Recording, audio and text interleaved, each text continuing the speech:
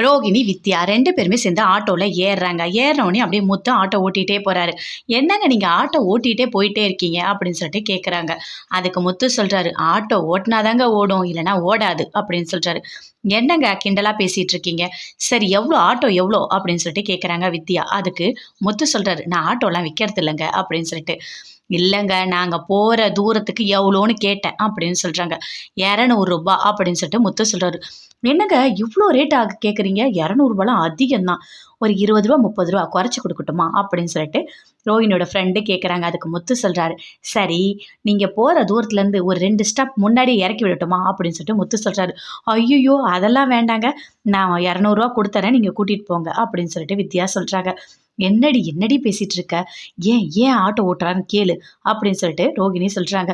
"என்ன என்ன கேட்க சொல்ற? ஏதாவது கேட்டா தேவையில்லாத பிரச்சனை வரும். அமைதியா இரு. அவர் ஏதாவது ஓட்டட்டும்" அப்படின்னு சொல்றாங்க அவங்க ஃப்ரெண்டு. "கண்டிப்பா கேளு" அப்படின்னு சொல்லிட்டு ரோகிணி அவங்க ஃப்ரெண்டு கிட்ட சொல்லிட்டே இருக்காங்க.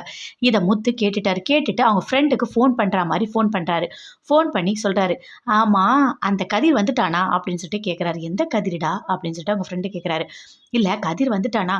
அவன் 5 நாளைக்கு ஏதோ கல்யாணம் இருக்குன்னு சொல்லிட்டு என்னோட கார் எடுத்துட்டு போனான். அவனோட ஆட்டோவ நான் ஓட்டிட்டு இருக்கேன்" அப்படின்னு முத்து அவங்க ஃப்ரெண்டு கிட்ட சொல்லிட்டு இருக்காரு. "என்னடா பேசிட்டு இருக்க? நீ பேசுற எதுவுமே எனக்கு புரியல. கதிருக்கு தங்கச்சிலாம் யாருமே இல்ல" அப்படின்னு சொல்றாரு. "நல்லா புரிஞ்சுக்கோ. நான் சொல்றத நல்லா கேட்டுக்கோ. இன்னைக்கு என்னோட கார் வந்துரும்ல. சில பேரு என்ன தப்பா புரிஞ்சுக்கிறாங்க. அவங்க என்ன நெனச்சுப்பாங்க, நான் ஏதோ கார வித்துட்டு ஆட்டோ ஓட்டுறேன்னு நெனச்சுப்பாங்க. அதனால தான் உனக்கு ஃபோன் பண்ணி சொன்னேன்." "ஓ! யார்கிட்டயும் மாட்டிக்கிட்டியா? அதனால தான் இப்படி பேசிட்டு இருக்கியா?" அப்படின்னு சொல்லிட்டு அவங்க ஃப்ரெண்டு புரிஞ்சுக்கிட்டாரு. "ஆமா, ஆமா.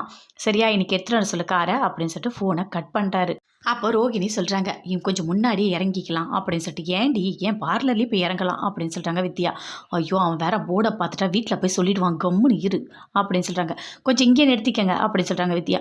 "ஏன் இன்னும் பார்லர் வரலையே?" அப்படின்னு சொல்லிட்டு. "இல்ல, இல்ல பரவாயில்ல. அதுக்கும் இன்னும் கொஞ்சம் காசு கேட்பீங்க. அதனால தான் இங்கேயே நிறுத்திக்கங்க" அப்படின்னு சொல்லிட்டு அவங்க ஃப்ரெண்டு சொல்றாங்க. சரின்னு இறங்கி போறாங்க. போயிட்டோனே முத்துவ ஒருத்தர் பார்க்குறாரு. "என்ன முத்து எப்படிப்பா இருக்க? என்னப்பா உன் நிலைமை இப்படி ஆயிடுச்சு? ஆட்டோ ஓட்டுற மாரி ஆயிட்டியே" அப்படின்னு சொல்லிட்டு ஃபீல் பண்ணி பேசிட்டு இருக்காரு. "ஆமா என்ன பண்றது? கார வித்துட்டேன். ஒரு அவசரமான ஒரு சூழ்நிலை அதனால வித்துட்டேன்" அப்படின்னு சொல்றாரு முத்து. இது எல்லாமே ரோகிணி பின்னாடி நின்னு அப்படியே கேட்டுட்டு இருக்காங்க. "என்னடி இவன் பேசிட்டு இருக்கான்? நம்ம கிட்ட எல்லாமே வேற மாதிரி பேசினான். இப்ப கார வித்துட்டேன்னு சொல்றான்" அப்படின்னு சொல்லிட்டு ரோகிணி, வித்யா 2 பேரும் சேர்ந்து பேசிட்டு இருக்காங்க. "சரி நீ பார்லருக்கு போ. நான் வீட்டுக்கு போறேன். வீட்டுக்கு போய் நடந்த எல்லாத்தையுமே சொல்லி அவனுக்கு என்ன பண்றான் பார்" அப்படின்னு சொல்லிட்டு ரோகிணி வீட்டுக்கு போறாங்க. வீட்டுக்கு போன உடனேயே அங்க மனோஜ் கிட்ட போய் பேசுறாங்க. "உனக்கு ஒண்ணு தெரியுமா?" அப்படின்னு சொல்லிட்டு. "ஐயோ! அமௌண்ட் வந்து டாலர்ல வருமா? என்ன வரும்? எனக்கு சம்பளம் எவ்வளோ வரும்னே தெரியலையே எனக்கு" அப்படின்னு சொல்லிட்டு மனோஜ் சொல்லிட்டு இருக்காரு. "இப்ப அது ரொம்ப முக்கியமா?" அப்படின்னு சொல்லிட்டு ரோகிணி சொல்றாங்க. "இல்ல ரோகிணி, ரூ. 14,00,000 பணம் கிடைச்சா கண்டிப்பா எனக்கு வேலை கிடைச்சிரும்" அப்படின்னு சொல்லிட்டு மனோஜ் சொல்றாரு. "இப்போ எனக்கு என்ன பண்ண சொல்றீங்க?" அப்படின்னு சொல்லிட்டு ரோகிணி சொல்றாங்க. "இல்ல, இல்ல பணம்லாம் கேட்டியா உங்க அப்பா கிட்ட? ஏதாவது கிடைச்சிருமா?" அப்படின்னு சொல்லிட்டு மனோஜ் கேட்டுட்டு இருக்காரு. "அத விட முக்கியமான ஒரு விஷயம் சொல்றதுக்காக நான் வந்திருக்கேன்" அப்படின்னு ரோகிணி சொல்றாங்க. "என்ன?" "இல்ல முத்து ஆட்டோ ஓட்டுறாரு. அவனுக்கு ஆட்டோ ஓட்டத் தெரியும், கார் ஓட்டத் தெரியும், எல்லாமே ஓட்டத் தெரியும். அதனால ஓட்டுறான். பாவம். அதுக்கு என்ன பண்ண சொல்ற?" அப்படின்னு சொல்லிட்டு மனோஜ் சொல்றாரு. "நல்லா கேட்டுக்கங்க. அவரு கார் வச்சிருந்தாரு. இப்ப கார் இல்ல ஆட்டோ ஓட்டுறாரு. அப்ப கார ஏதோ வித்துட்டுருக்காரு" அப்படின்னு சொல்லிட்டு ரோகிணி சொல்றாங்க. "அப்படியா? அவன் ஆட்டோ ஓட்டுவான், கார் ஓட்டுவான் விடு. அதெல்லாம் அவர் பெருசாவே எடுத்துக்கல மனோஜ்."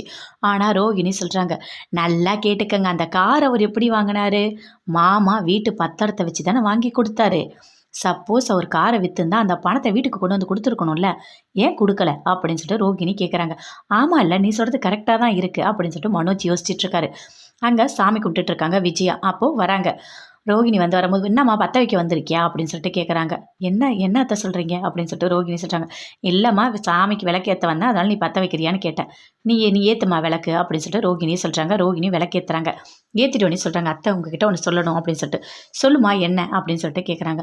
"இல்ல இந்த முத்து ஆட்டோ ஓட்டுறாரு" அப்படின்னு சொல்றாங்க. ரோகிணி அத கேட்டோனே விஜயா சொல்றாங்க, "அப்படியா? ஆமாம்மா. அவனுக்கு ஒரு நல்ல மாமனார், மாமியார்லாம் கிடைக்கல. அவன் சாதா வீட்டு பொண்ணு தானே கல்யாணம் பண்ணியிருக்கான். அதனால தான் ஆட்டோ ஓட்டுறான். நல்ல வேளை ரிக்ஷா ஓட்டாம இருக்கானே" அப்படின்னு சொல்லிட்டு விஜயா சொல்றாங்க.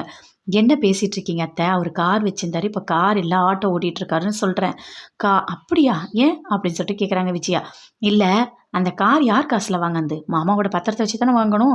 அப்ப அந்த கார வித்திருந்தா கூட அந்த பணத்த கொண்டு வந்து அவரு குடுத்துருக்கணும்ல" அப்படின்னு சொல்லிட்டு ரோகிணி சொல்றாங்க. "ஆமால்ல, நீ சொல்றது எல்லாமே கரெக்ட்டா இருக்கே.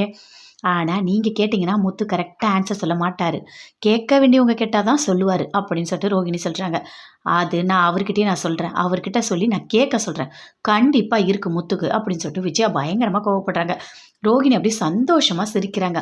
நல்லா மாட்டிக்கிட்ட முத்து என்னை எவ்ளோ அசிங்கப்படுத்தின.